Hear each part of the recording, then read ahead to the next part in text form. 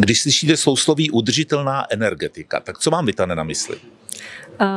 Je to zodpovědné řešení naší energetiky, přemýšlení nad tím, jakým způsobem my zkusíme transformovat, jak budeme neplýtvat, tak abychom co nejméně poškozovali naši planetu a vlastně zodpovědně se připravovali na všechny ty další kroky, které v té energetice chceme následně realizovat. Jak se tohle téma týká, nebo mohlo by se týkat starostek a starostů?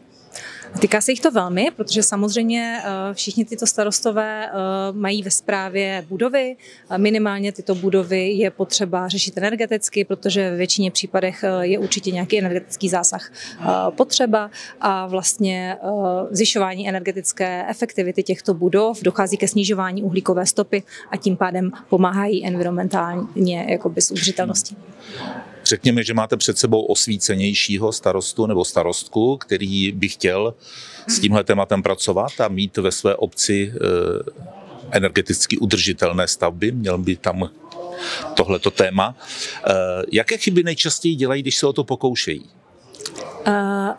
Ty největší chyby jsou v tom, když se pokouší realizovat nekoncepční řešení, která na sebe nenavazují.